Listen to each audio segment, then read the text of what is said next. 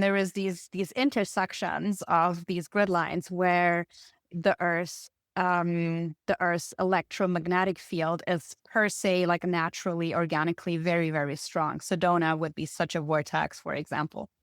And so all of these places exist naturally.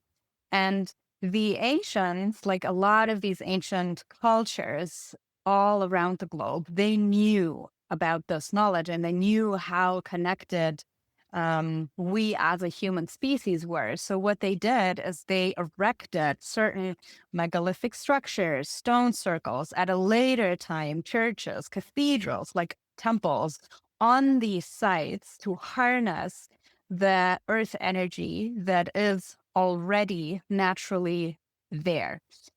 And usually the structures is just like another amplification or a harnessing of the energies.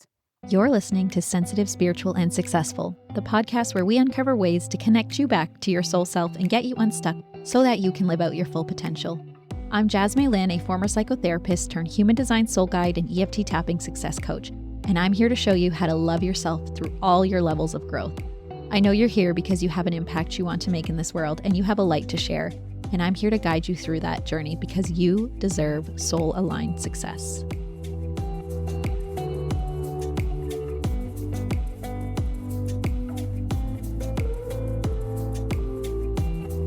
Hi, everyone. Today I have a very special guest. Julia is devoted to awakening the divine feminine as a Magdalene priestess and dragon earth grid steward. She guides women to live in full alignment with their soul's blueprint and purpose. And you know, we love that here.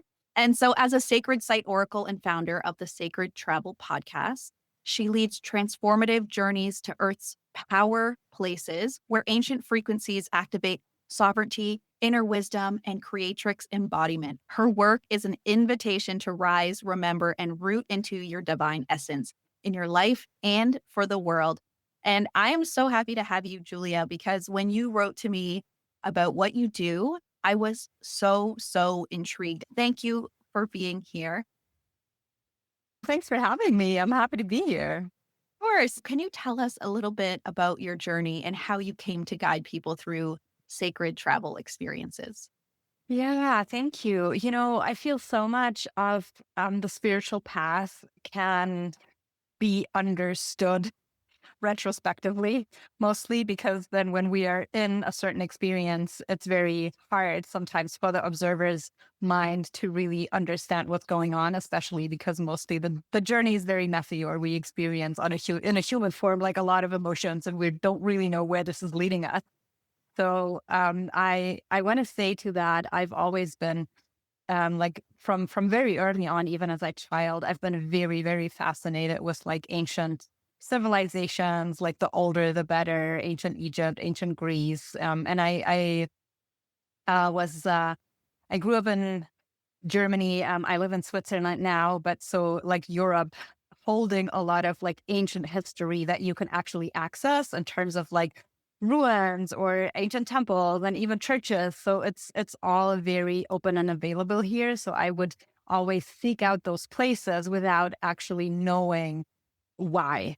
It was just because I felt certain energies stirring in me. I felt very comfortable, or just like a deeper sense of information that was coming to me when I was visiting these places. Like even when we would go to church, and I didn't really grow up in a super religious family, but every time like I found myself in a church, I was just in awe about the architecture and, you know, what was present in these spaces beyond the religious lens. And even, yeah, I spent 20 years in corporate. So I wasn't always on that path.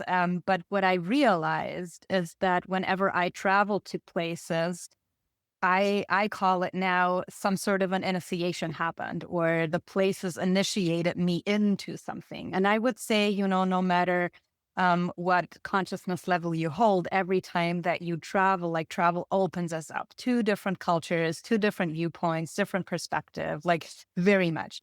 But when we approach travel from a different lensing, with also like a felt perspective of, or really like feeling the energy of a place, it opens up a new spectrum. And that was something that really opened for me when in 21 I journeyed for the very first time physically to Egypt with a group that was intentionally a pilgrimage through the temples.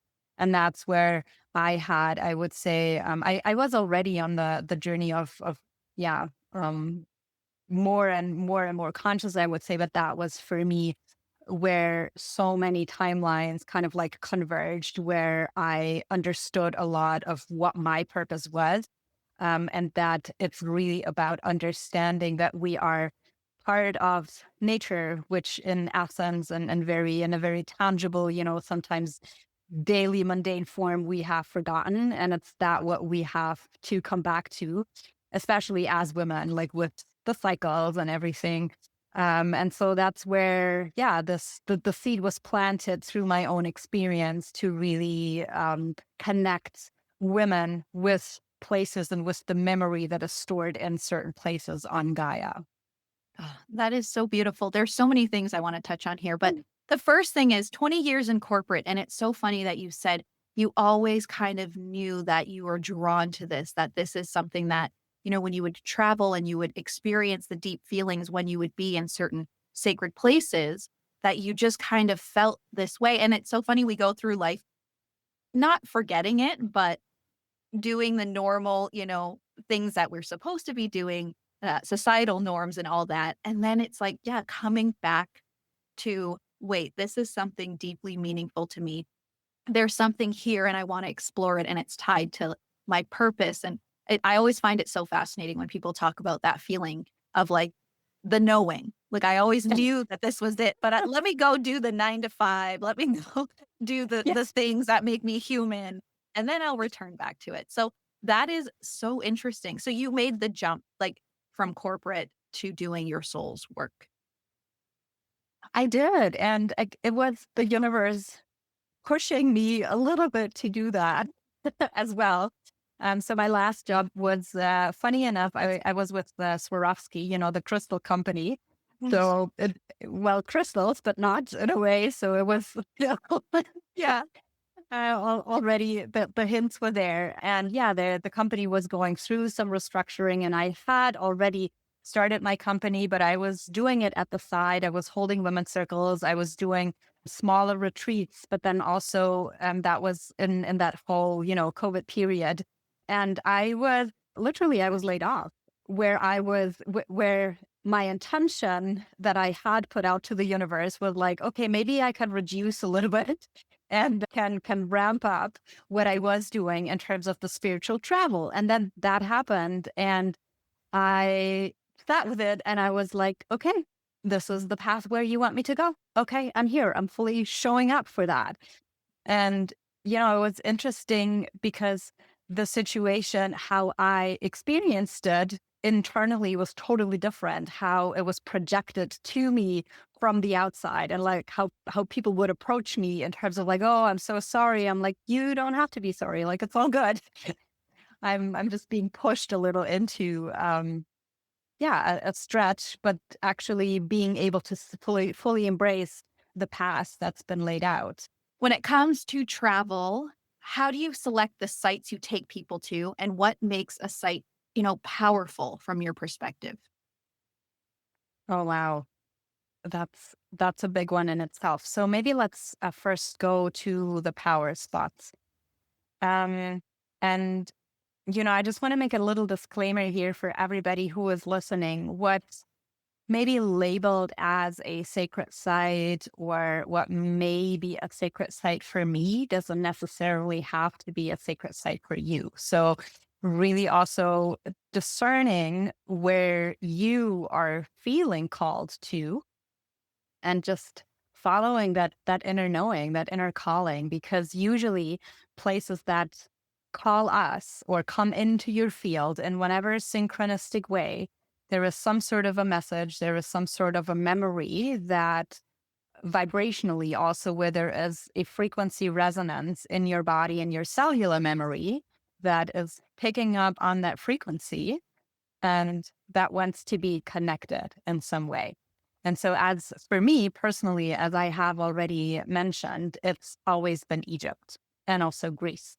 But there's many, many other places. So Peru, for example, is a place that I haven't visited yet, but I feel a deep calling. Yet I also know that there is maybe other things that need to happen first, or places that I need to visit first, because I also want to say I found that there is a divine timing and sequencing to certain places, and how they unlock in a way. At least for me personally. And how do I select the sites? Usually it's a two-way street. And that is also what I would really love to invite anybody who is listening to this.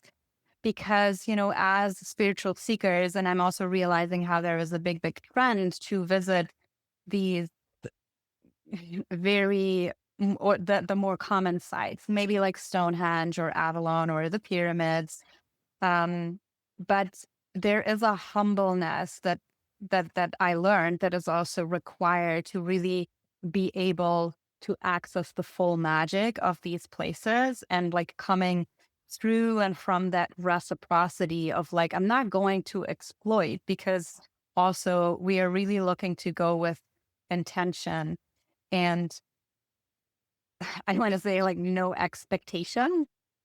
So we really open up and surrender to the magic that's present. And on the other hand, it's it's not that we are coming because there is something for us, but we are also bringing something, and that can be in a physical way of kind of like an offering, or you are the offering.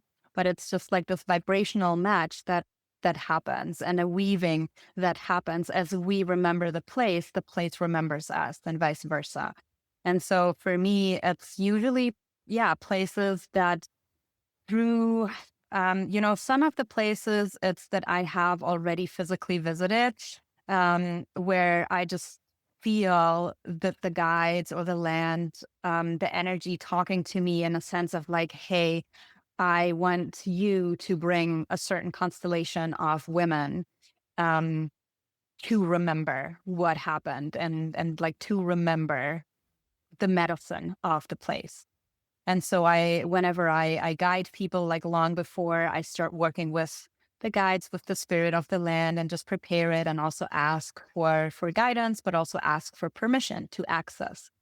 And for other places, it might be that I personally have a very strong calling to go there, and then I just listen to synchronicities. And, whenever something like for me pops up at least three times, I know like, oh, listen, like there's something here.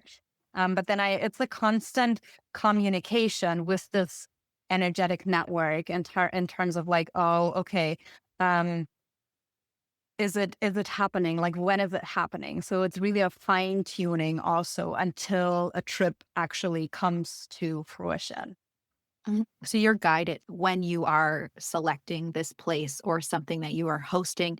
That is beautiful because it's not like, okay, I'm just going to pick this place. It's you're listening, you're co creating. That's what it sounds like. Absolutely. That's what it is. Yeah. That's beautiful. So when you went to Egypt as your first trip, would you say that when you go, or, in general, when you go to these places, is it almost like your consciousness is like opening up in a sense where when you go there, you have more insight or things that just makes more sense to you after you are in those places? Because I've heard people say, when I visit here in Hawaii or Sedona, there's energy vortexes. Is that kind of the same thing where you go and visit and you get this energetic upgrade or consciousness upgrade, I guess? Totally. Yeah. Yeah. So, to me, it almost feels like there is, um, okay, let's put it like this. Um, there is certain so the entire earth has these meridians running over and through it, right? It's like these energetic lines where energy pulses through, just like we in our body also have these meridians where the energy flows and ebbs and flows. And then there is these intersections of these grid lines where the earth the earth's electromagnetic field is per se like naturally organically very, very strong. Sedona would be such a vortex, for example. And so all of these places exist naturally. And the ancients, like a lot of these ancient cultures all around the globe, they knew about this knowledge and they knew how connected we as a human species were. So what they did is they erected certain megalithic structures, stone circles at a later time, churches, cathedrals, like temples on these sites to harness the earth energy that is already naturally there. And usually the structures is just like another amplification or a harnessing of the energies to connect with it in, yeah, more easily, let's say, or to use them for ritual, to use them also for certain initiations. But they're like the earth per se naturally already provides all of these currents, whether this is also caves or mountains, for example, have just by their shape, they form a certain geometry, how the energy flows. And so when you visit a cave, for example, or when you climb a mountain, there is also through the altitude, for example, there is something that it does to your energy field, and you just feel different, right? It makes you feel different. So that in itself can be quite powerful. And these natural places with the elements, whether this is waterfalls or groves, or as I said, like caves or certain mountains, they have, in a lot of indigenous cultures, this is what is perceived as holy. And this is where the spirits live.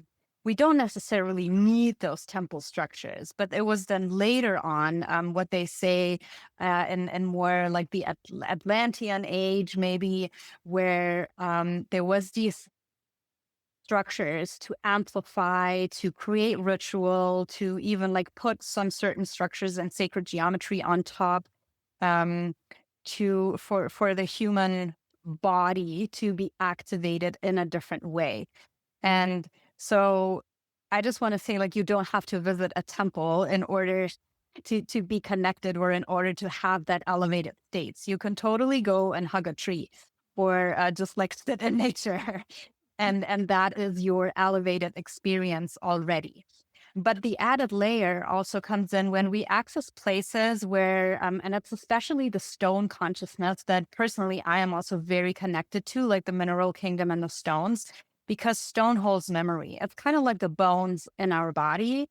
It's the bones of the earth. It's like a living library that you can access, especially when you have stones like granite, where they are literally these um, transmitters and receivers of energy. And so the holographic field that these places, especially in stone circles or the temples of Egypt, hold is a memory bank, like of years, thousands of years back that you can access. And so whether people have held rituals there or have had that elevated states, some maybe where maybe ancient body technology, light body technology is accessible, we tap into that field. And the more sensitive our antennas are, the more open we are to these experiences. We can have past life memories. We can have maybe a vision of yeah, some ancient future. We can feel our body and then the cells in the body cracking open to certain light body technology that is accessible. So it's all of these heightened states or the clarity that suddenly comes in, like just knowing, oh, this is my purpose, this is my path. It's that all of that is available and much more. Oh, wow. This is so interesting to me because this is all very new to me. So it's like the curious mind. Now, you talk about ancient body technology. For someone who has never experienced these, what you're saying, because I'm it's new. It's a new term for me. So what does it feel like to tap into it? Can you explain that a little bit more? Of course, yeah. To me, what it is, I mean, you've probably heard or maybe read about these concepts of levitation, telepathy, like even longevity. For example, when we take what, so my one of my sources to kind of like back up of my experiences on the felt senses is always stories. What's the story of a place? What's the name of a place? What's the myth? Like the stories of really the people who live on the land, because that tells us so much about what has happened. However, so many times also it's literally like just brushed off as myth or story. But there's so many pieces in the lores, because back then it was only oral lore, that is much more true than we give it credit for. So for example, if you look like all around the world, there is tales about dragons. Nowadays, like we would, from a more condition perspective, we would say like, oh yeah, they made these beings up. Like, why would or should they ever make it up? And why would this be the same in almost like every culture, no matter where you go to Asia, to Europe, to Africa, like everywhere. Like it doesn't make any sense, right? And so when you look in the Bible, for example, often the people back in the days are described to have become very, very old. Or when you look at the story about Mother Mary birthing Yeshua as that virgin birth, there is a story that we're being told, and there is a felt experience and a story that we can tap into. So, for example, that concept of longevity. It's an ancient body technology that our cells can remember. It's not something that is a myth or that is made up. And even the fact of that, or the concept of that virgin birth, it exists for a lot of animal species. It did exist, or if you can just allow yourself to come from a perspective of the Mother Mary was part of a lineage of Magdalens, of trained high advanced priestesses that brought this knowledge, that body technology, that you as a woman or as a pure like female energy can birth consciousness into the physical form with mastering the inner union. It's a very different concept to, oh, she was a virgin and birthed, what we are being told, right? And so a lot of these times there is literally like our body holds the memory of being able to access these altered states and cracks open these codings of that body technology, um, that make us a lot more sovereign, I want to say, in the way how we can make very tangible, conscious choices on a day to day. Or literally, for example, the first time that I went to Egypt was very intense for me because I had a past life memory of dying on the Titanic while we were sailing down the Nile on a boat.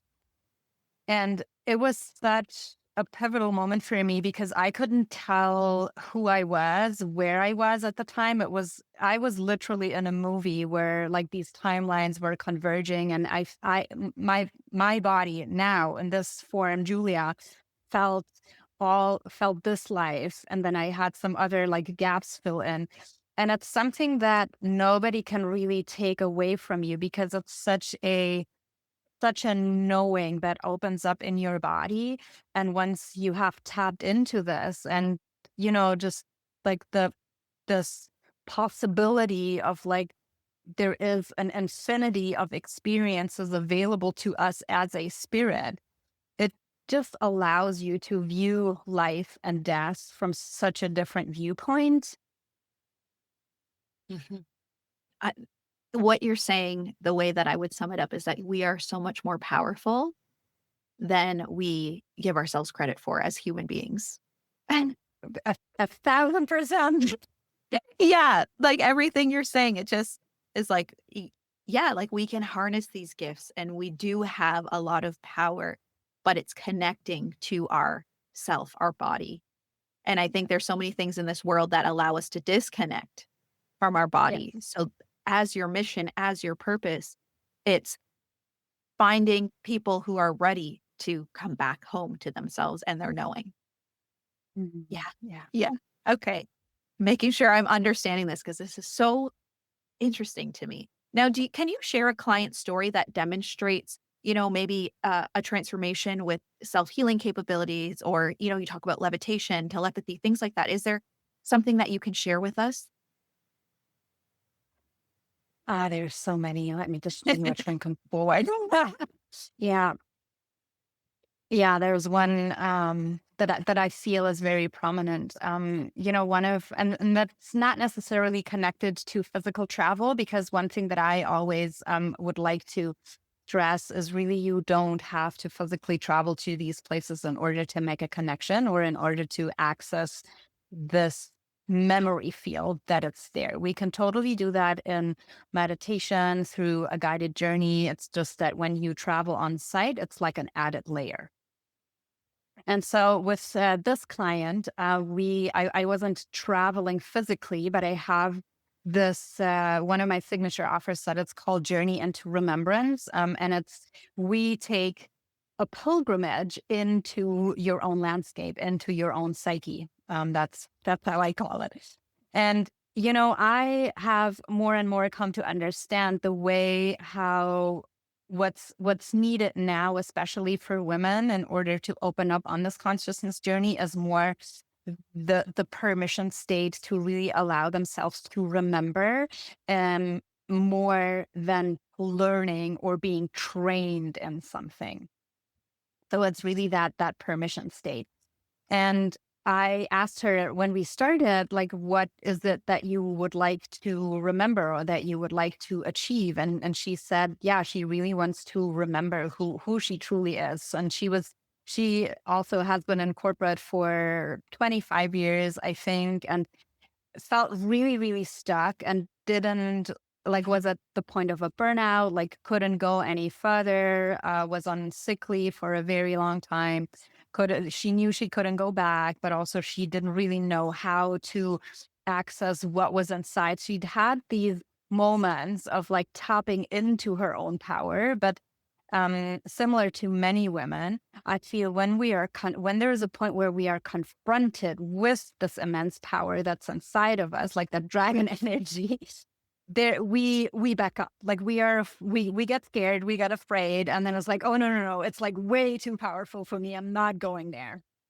And so what we basically did with in this journey is I just held her through that, but it wasn't me doing anything. It was her tapping into that and exploring. And she'd always been a person that was very, she'd been an HR manager, so like really senior level in the corporate world. Like never really let down her mask, which she knew that she had a mask on, but she even like with us for a very long time, she didn't allow herself to do it. And there was a point where something, I don't remember what it was, but it was just something that triggered her so much inside. The whole session that we did was 45-minute crying together on the floor. And that was it. And that broke her in a way, but it also like broke a wall that needed to break down inside to actually access this high priestess that's been inside, that wanted to come out and to be in service, like literally in service, not just like in some hidden office. And sometimes, or very often, it's this path we of desperation, or like cracking open through a messiness in a way, and facing our fears, facing our emotions so we can transcend them. And why I want to mention this is because sometimes I still feel that in, the spiritual world, we are always seeking out for these like aha moments. And yeah, like I'm in the ethers levitating, which is nice.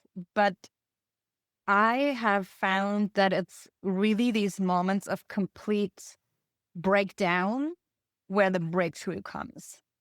I was just going to say that it sounds like a breakthrough, and where you feel like you're breaking down, but it's really just a shedding of all that all that you've been repressing, that knowing almost Yeah. that you've repressed for so long, and then there's a breakthrough, right? You're there and then you rise. And I know that I've experienced that too, like just doing my own inner healing and there's a breakdown. And I try and normalize that for a lot of people when we do healing. My background is in psychotherapy and things like that too, right? Where it's like, yes, it feels like crap right now. Like it doesn't feel good.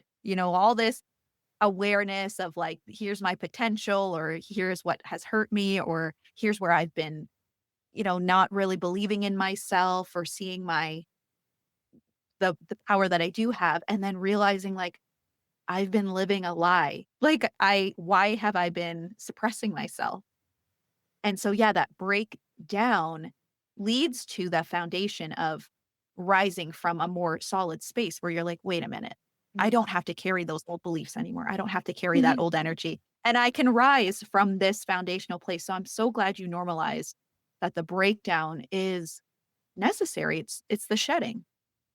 Yeah. Oh, Yeah. And we are in the year of the snake, so it you couldn't be more you appropriate. So I love that. Now, what is star family origin, and how might someone experience or recognize this through a sacred journey? Because I'm trying to get familiar with the language that you're using, so I want to understand it. yeah. Yeah, I love that. Whether you are conscious of it or not, whether you believe it or not, but we have probably all had different lives on different planets, literally like originating from the stars, like carrying this starfire from some of the constellations within us. And what in the past, the way I saw it was, when people talk about ETs or it always has this othering aspect, and it always has this aspect of like it feels weird, even to a point intimidating, to have that contact with other beings. Whereas I firmly believe that we are all beings at a certain point in time, coming from the stars. And so there is no othering. And so I started, inspired through a dear friend, using the term star family origin, because I feel it really brings us back into this memory and to this remembrance of, oh, we're all just one and the same, but we might be operating, or you and I might have chosen right now in this incarnation to serve, to operate in a human body to help the earth ascend, versus somebody else from our star family might still be on Venus or the Pleiades or in Lyra or wherever that is, operating from that higher realm. And um, the pyramids, for example, or also many of the ancient temples, like again, they were, and stone circles. I mean, yeah, per se, they were these ancient observatories over millennia of years to really allow people to follow these alignments, of the sun, the moon, but also other constellations such as Orion or Sirius and beyond. And they didn't do that for no reason, right? And apart from that observatory, it was also a spot for communication with the stars. And so when you go to certain places, it's very likely that you tap into a memory, or that you, yeah, get transported into another dimension or onto another planet or another star system to experience that mirroring that is happening. And also, probably some of your listeners might know that, but so many temples are really aligned to certain constellations. So the three pyramids of Giza, for example, they are aligned to the Orion constellation. wow. And they're not the only one. So there's a lot of sites around the world. Orion is a very prominent constellation that there would be, yeah, a mirroring to. That is all so fascinating. How just to think that years and years and years ago that what we knew, it's all lost, or it's just, just history. But you're able to connect to like why this is actually happening and the sacred places and the way that it's structured and why it's put here. I think that's really fascinating that comes back to the remembering, and we go about our lives living it, oh, cool, look at that thing that's been standing there for a million years, and like you just go into, well, it's actually here and it lines up with the stars and we're actually part of. Yes. I just think my mind is like, I love this so much. I hope everyone listening is like just mind blown too. So yeah, I'm just so glad that you are here sharing this all with us. Um, Now, for anyone who's like listening and like, well, what are some practical steps? What's one simple practice or mindset shift you'd recommend to help someone start activating their own sacred body and soul potential? So one of my very, very favorite practices is invoking the Merkaba. I won't say it's like the simplest one, but it's very, very powerful. And so if you just want to imagine that the Merkaba is basically the Star of David. So I guess everybody is familiar with the six-pointed star. So it's a triangle up, it's a triangle down. And what it represents is the union of the masculine and the feminine, the yin and the yang. And so if you sit down in a little practice or even like do it standing, close your eyes for a couple of moments, and you just imagine how these two triangles are all encompassing your body, and how that shifts your energy field because there's a natural shielding, or you actually connect. Remember that this is the natural energy field of your body. And by reconnecting to that and consciously, maybe you want to visualize it or you feel it. So whatever the way that you can tap into this best, you start to more and more attune to that ancient light body of yours. Oh, that's so interesting. Okay, so that's just using your visualization and your consciousness of picturing that star shape. Yes. Okay. Okay. Yes. Yeah. That's one thing. A very practical thing that to attune to nature is just go out and sit by a tree, sit by a stream of water, like place your bare feet on the ground, connect to Gaia. Maybe when you go for a walk, or even like when you go to go to work, there's probably just some sort of nature, even if it's like one plant or one patch of grass. Next time, don't just walk by, but like try to connect and just say hi, just say good morning and see if there's a reply back. Yeah, I love that. We live somewhere where we have like a lot of I guess forestry, and so sometimes I look out and I talk to the trees now. Yeah. Um and just like, I know it sounds crazy to maybe to some, but I'm like it just feels very connected. And then I remember early on in my spiritual journey, I would go out to the forest by myself and I would just sit there, and actually how I asked you about that, the consciousness opening up, I remember feeling like there was like an open communication, and the voice was, it sounded like my voice, but I would ask questions and there would be answers.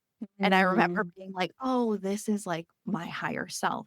Like um this is what it sounds like to really be open." And I just yeah. after that I just always knew that like, wow, we are again, more powerful than we even know. And that connecting and that knowing is really real. You just have to kind of get through the shock of like, oh, this is possible. Yeah.